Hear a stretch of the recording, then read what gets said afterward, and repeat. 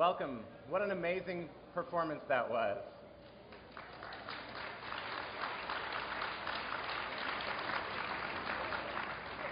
My name is Michael Atwood Mason, and I have the honor to serve as the director of the Smithsonian Center for Folklife and Cultural Heritage. Today I am thrilled to welcome you to the 48th Annual Smithsonian Folklife Festival. It's always a privilege to bring together our supporters, our guests, the general public, and our participants, most importantly of all. It's a special honor to welcome so many distinguished leaders and dignitaries, ambassadors, and members of the diplomatic community, especially the Ambassador of Peru to the Organization of American States, the Ambassador of Peru to the United States, the Chargé d'Affaires at the Embassy of the Republic of Kenya, the Chief of the Cuban Interest Section in Washington, the Delegate of the Basque Country's government in the United States, representatives from the Embassy of the Kingdom of Morocco, and the Royal Norwegian Embassy. Welcome to all of you.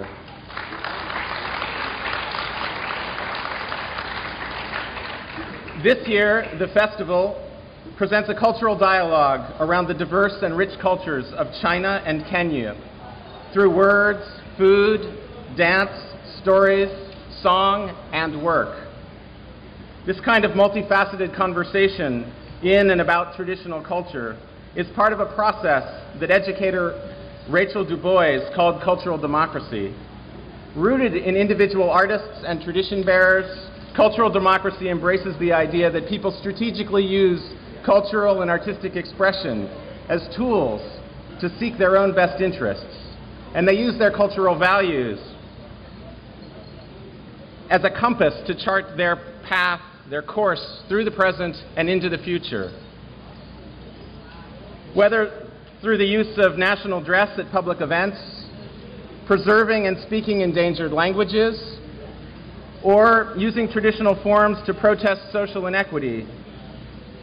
Cultural democracy honors and celebrates cultural diversity, and it nurtures active participation in the cultural life of communities around the United States and around the world. Again and again, it reiterates what Hawaiian participant Kaimana Barkarse told audiences at last year's closing ceremony. You have to know where you come from so you can know where you are going. The festival is the result of the work of many hundreds of friends, supporters, volunteers, and scholars. And it's my pleasure to be able to thank some of those people without whom we would not be here today. First, I'd like to take a special moment to thank all of our 600 volunteers. That's an amazing amount of work. You make the festival happen, and I admire each and every one of you. The National Park Service is the festival's co-sponsor, and they're terrific partners as we present diverse cultures to the public while protecting the natural resources of this very, very special park. The festival is supported by federally appropriated funds, Smithsonian Trust funds, contributions from governments, businesses, foundations, and individuals, as well as in-kind assistance of various kinds. This year we have had strong support from the China International Cultural Association, the China Ministry of Culture, the government of Kenya's Ministry of Sport, Culture and the Arts, and the South Kowloon Cultural District Authority. A complete list of supporters can be found in your programs. Thank you all for coming this morning as we open the festival. And now it's my pleasure to introduce Dr. Wayne Clough, the Secretary of the Smithsonian and a great admirer of the Smithsonian Folklife Festival.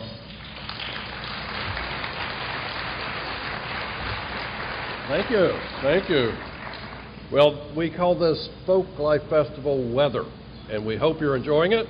I see that natural air conditioning working out there vigorously, and everyone's staying cool and hydrated. Thank you, Michael, for the introduction, and thank you for your great leadership as the director of the Smithsonian Center for Folklife and Cultural Heritage. And congratulations on a job well done preparing for what is going to be a spectacular Folklife Festival. Welcome to all, and as Michael said, the 48th Annual Smithsonian Folklife Festival. It is an honor for me to share the stage with so many distinguished leaders and dignitaries and members of the diplomatic community. And it's always a privilege to join together with our supporters, guests, and festival participants and public visitors on this wonderful occasion. Thanks also to those talented performers we just saw, and more to come. The Smithsonian has always been an international institution. Joseph Henry, the first secretary, felt limiting the scope of the Smithsonian to one city or one country would be an invidious restriction. So for 168 years, we have cast a wide net, and today we have activities in 130 countries and counting. Now, the Folklife Festival brings the world to our nation's capital, to its front porch on the National Mall, for all of us to see and experience. So it's very appropriate that this year we have an international emphasis for the festival. Experience food, dance, crafts, stories, song, language, and more, as this year we feature two countries, two things: China and the traditional art of living, and Kenya, Mambo Powell. We're especially pleased to be presenting the cultures of China and Kenya because we have a deep partnership with both countries. For example, we have close ties in our work on biodiversity with Chinese experts on saving the endangered giant panda, and our work in Impala, Kenya, where the focus is on saving the charismatic African species, and I've been there and seen that close up, so it's really inspirational. Additionally, we work with cultural heritage activities in the National Museums of Kenya, and through our Freer Sackler Asian art galleries with China. So we're very pleased to add to our collaboration the 2014 Folklife Festival. The festival is always a team effort. This year made possible by our partnership with the National Park Service. So we offer a special welcome to Bob Bogle, Superintendent of the National Mall and Memorial Parks, the National Park Service. Bob, welcome.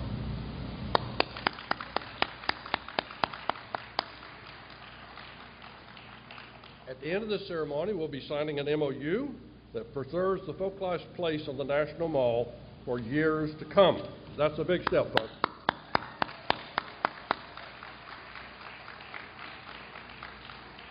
Now, I want to join Michael in thanking the 100 dedicated staff and 600 volunteers for all of their tireless work. We could not operate the Smithsonian without the over 6,000 volunteers that we have. I've actually given a 50-year pin to a volunteer before. These are dedicated volunteers. They love this place, and they love to serve the American people. So I want to thank them for all that they've done. Novelist Ernest Hemingway wants to find courage as grace under pressure. And in June and July, on our nation's mall, under these conditions, we call it grace under heat and humidity. These are courageous people. Let's give them a hand.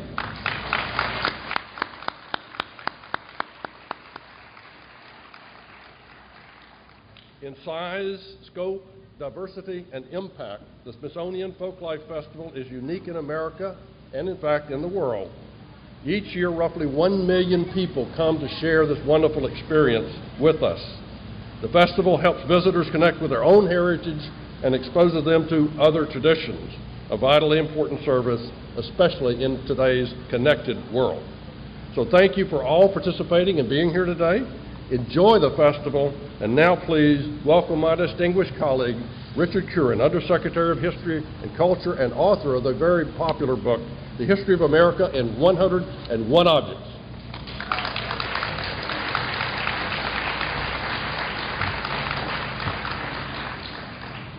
Thank you, and it's wonderful to be here for the 48th festival. When the festival began in 1967, it began as a result of the Secretary of the Smithsonian at that time, Dillon Ripley, who faced two challenges.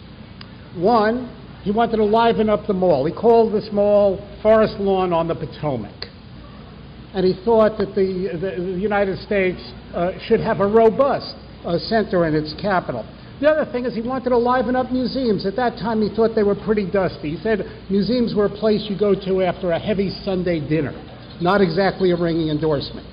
Now, things have changed quite a bit from that time, but what Ripley said was take the instruments out of their cases in the museums and let them sing. Let's hear the voices of people that played on those instruments. Let's watch the talents and understand why people sang and danced with the instruments that are in the museums, and so on. The festival in 1976 became a centerpiece of the American... 增进彼此之间的这种了解，从而为我们两国的友好合作，为我们两国的这种战略新兴大国关系奠定一个更好的人文基础，这个社会基础。因为连接我们两个伟大国家的，应该说最强大的这个纽带啊，我想还应该是文化。应该是文化。那您这个除了观看这个今天的这个表演以外，您还在这一次的这个整个的访美行程当中，还有一些什么？我访美这次访美，实际上是加起来大概一共可能就3天时间的是。昨天我和美国国务院的，因为我这次是美国国务院邀请来访，昨天和美国国务院的有关方面的负责人在一起交换意见，就是讨论为我们即将举行的中美人文交流磋商机制。在文化领域的怎么样加强我们的合作，交换了意见，这算是一个重要的内容。昨天已经完成了。那有什么协议？今天的任务我们争取要签署从2014到2018中美文化交流协定中间的关于年度执行计划，把两国的各个领域的文化交流呢，把更加的规范的纳入一个框架来。这样的话呢，可以做得更好，可以做得更深。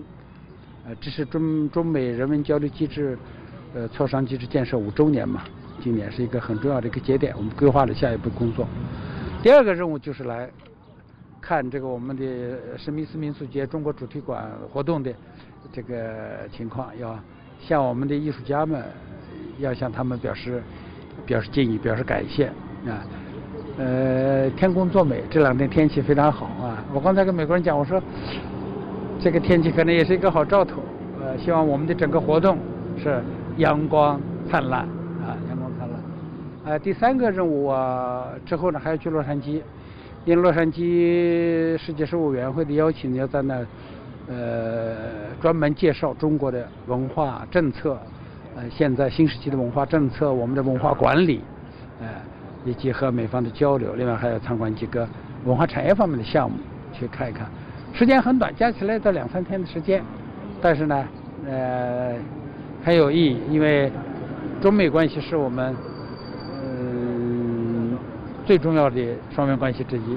而且从去年习主席和奥巴马总统安纳伯克庄园会晤之后，我们中美关系实际上已经进入了一个新的一个时期吧，新型的大国关系，究竟怎么样使它更加稳定、更加健康、更加顺利的发展，需要我们双方都做出努力，也包括加强政治上的互信，加强经济上的互利合作，同时要加强人文交流，增进彼此之间更深入的了解，特别是增进两国人民之间的这种了解很有意义。谢谢。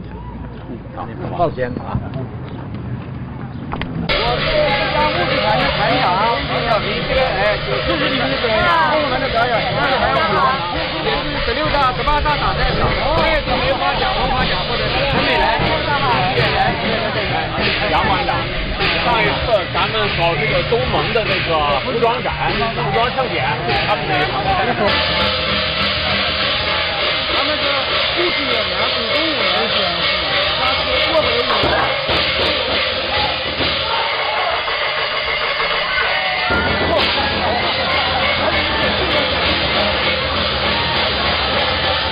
非常好，这是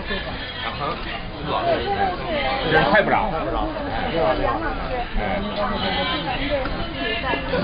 也是特别的，我就多写了，他想赠送给你。不收录，就是交朋友嘛。来，替蔡部长收起来。再见啊！谢谢，都保重啊！好，都保重啊！不是教身体照顾好啊。没问题，身体。好嘞，好嘞。阿姨高兴。不是教剪纸，传播剪纸，介绍剪纸，他那边还做。一下，承认一下，证明一下。哎呦，不敢当啊！前天晚上为您赶的。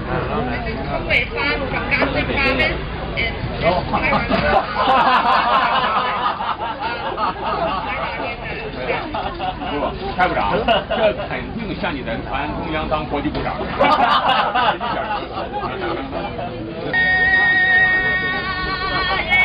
二马自呀。